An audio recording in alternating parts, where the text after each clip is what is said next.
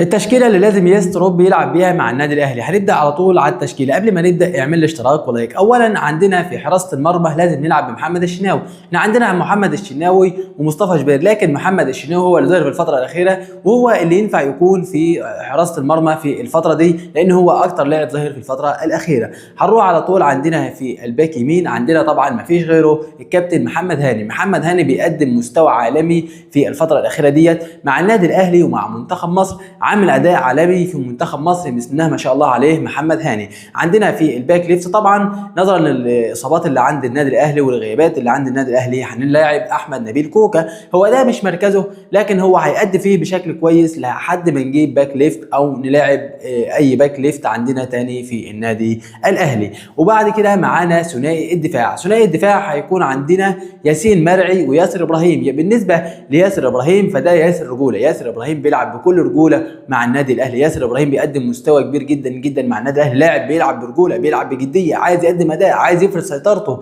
في الدفاع. ياسين مرعي، ياسين مرعي بسم الله ما شاء الله عليه، ده هيكون مدافع الاهلي الاساسي. ياسين مرعي بالاخص اللي هو لسه سنه صغير، فهو جاي مدافع قوي جدا جدا، هيلعب ومدافع جميل، مدافع جميل، مدافع بيثبت وجوده، ومدافع بيلعب على الكوره وجامد، مدافع قوي، مدافع قوي بيعرف يسيطر على اللعيبه ويعرف يقطع الكوره، فهو مدافع كويس جدا جدا. ده بالنسبه لخط الدفاع. هنطير على طول على نص الملعب. عندنا في نص الملعب انا هلعب باثنين في نص الملعب. طب حد يقول لي ليه هتلعب باثنين في نص الملعب؟ هقول لك يستروب بيلعب بتشكيله هجوميه، يستروب بيلعب بيحب الهجوم، بيلعب بشكل هجوم اكتر من الدفاع، مش شبه لعب الفرق المصريه.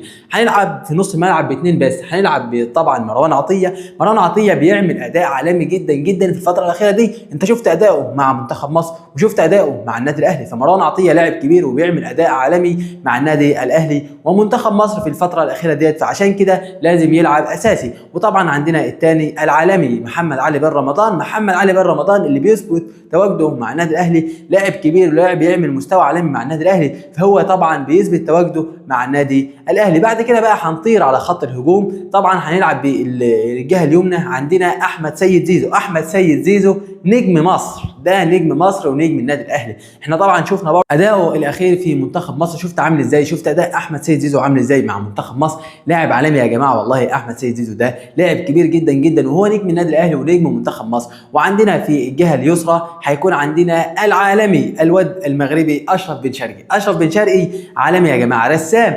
اشرف بن شرقي اكتر لاعب انا بتمتع اما يلمس الكره في النادي الاهلي، لاعب بيلمس الكره لمسه سحريه عالميه، الكره ما بتضيعش منه في الفاضي، بيعرف يستعمل الكره صح، يستلم الكره يعرف يسلمها صح، بيراوغ وبيلعب وبيسلم الكره، كره مرتاحه، كره عالميه، لاعب رسام، لاعب بيعرف يلعب اشرف بن شرقي ده. وبعد كده معانا تريزيجيه، محمود حسن تريزيجيه، الرجل اللي شايل هم النادي الاهلي على دماغه. محمود حسن تريزيجيه بما انه كابتن النادي الاهلي فهو شايل هم النادي الاهلي على دماغه، عايز يشتغل ضغط الفريق، لاعب بيلعب لعب جامد، لاعب محترف، لاعب عالمي. شفت اداء تريزيجيه مع منتخب مصر عامل ازاي، شفت اللاعب، شفت رجوله تريزيجيه، وشفت اداء تريزيجيه العالمي مع المنتخب ومع النادي الاهلي في الفتره الاخيره دي. تريزيجيه فاق، تريزيجيه قاعد بيلعب كوره صح، تريزيجيه لاعب مهاري ولاعب سريع ولاعب بيلعب بجديه وبيعرف يقدم كوره صح. وبعد كده الهجوم مفيش عندنا غيره المخيف محمد شريف. طبعا محمد شريف مش عاجب يستروب بيقول ازاي مهاجم للنادي الاهلي يلعب 5 مباريات ويسجل هدف واحد ويصنع اسيست واحد، ازاي ده هيكون مهاجم النادي الاهلي وهو بيلعب بالطريقه دي؟ ده فهو يستروب مش عاجبه محمد شريف خالص، يعني هو عايز يشوف مهاجم غير محمد شريف، لان محمد شريف مش عاجبه. ويستروب برضه اتكلم على جراديشار، قال لك جراديشار انا هلعبه وهديله فرصته وهشوفه، لو قدم اداء يعجبني مع النادي الاهلي هيلعب مهاجم مع النادي الاهلي، لكن لو ما عجبنيش هيمشي هو كمان، عشان انا عايز اعمل هجوم قوي للنادي الاهلي، عشان احنا عايزين ناخد بطولات. النادي الاهلي نادي كبير ونادي بطولات، فاحنا عايزين ناخد بطولات كتيره جدا جدا.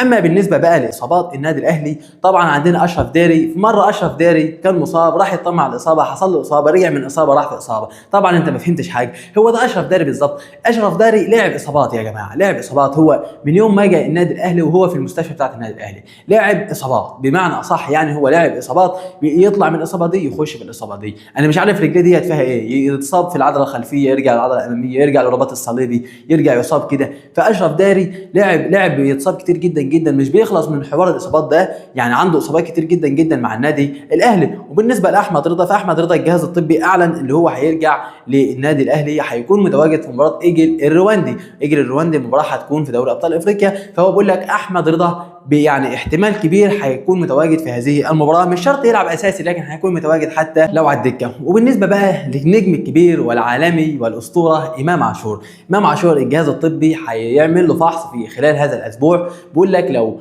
معدل الفيروس ايه اللي هو عنده رجع للمعدل الطبيعي، هيكون بعد 3 ايام بالظبط هيكون متواجد مع النادي الاهلي. يعني ممكن يكون متواجد مع النادي الاهلي في مباراه الاتحاد السكندري، لان امام عاشور لاعب كبير جدا جدا وبيفرق مع النادي الاهلي وبيأثر مع النادي الاهلي. امام عاشور لاعب كبير جدا جدا، يعني الفيروس ده اثر جدا مع امام عاشور. امام عاشور بقاله اكتر من شهر او اكتر بسبب هذا الفيروس قاعد في البيت كده بسبب هذا الفيروس مأثر معاه جامد، يعني ده حاجه ما كانش حد يتوقعها. وامام عاشور لاعب كبير، لاعب دولي، لاعب النادي الاهلي، نجم النادي الاهلي، نجم منتخب مصر، فهو لاعب بيأثر والله. لا امام عاشور بيأثر ان كان مع النادي الاهلي ولا مع منتخب مصر، ويأثر مع النادي الاهلي اكتر من منتخب مصر بالاخص.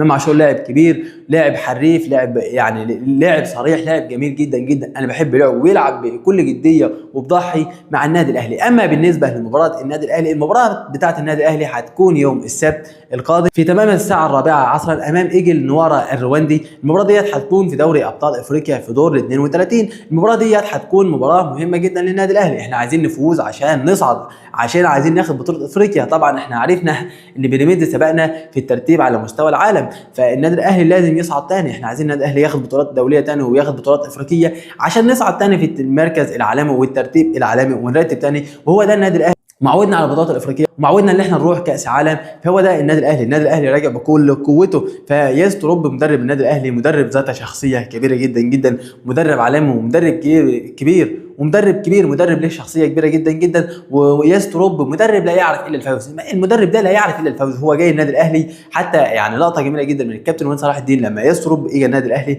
اخده وراح الملعب، قال له ده ملعب النادي الاهلي، في ملعب مختار التتش، قالوا ده ملعب النادي الاهلي، وده الجماهير دي اللي انت شايفها ديت الجماهير، والجماهير هتكون ماليه الملعب ده، وهو ده النادي الاهلي. النادي الاهلي لو ما اخدش بطولات انت عارف الجماهير ده هتعمل ايه، الجماهير دي بتعمل مشاكل كبيره وبتزعل وبتغضب وبتقلب الدنيا علينا، فهو ده النادي الاهلي. خليك عارف ان انت هنا في ملعب النادي الاهلي دلوقتي.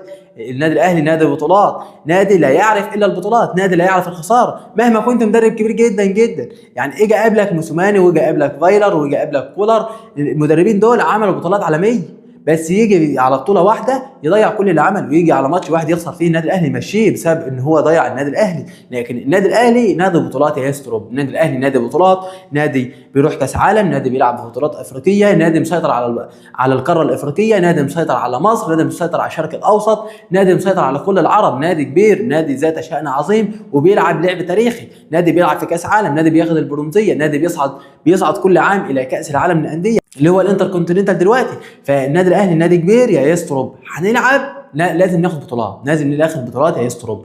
هو ده يعني ده لقطه ذكيه جدا جدا من الكابتن وين صلاح الدين اللي قالها ليستروب. فالنادي الاهلي نادي بطولات، ويستروب يعني النادي الاهلي عرف يستروب ان احنا نادي بطولات، هتيجي معانا خليك عارف دايما ان احنا نادي بطولات، نادي بيلعب على البطولات، نادي بياخد بطولات. فركز في النقطه دي كويس، عشان انت وانت هنا في الملعب كده الجماهير هتكون ماليه الملعب حواليك كده.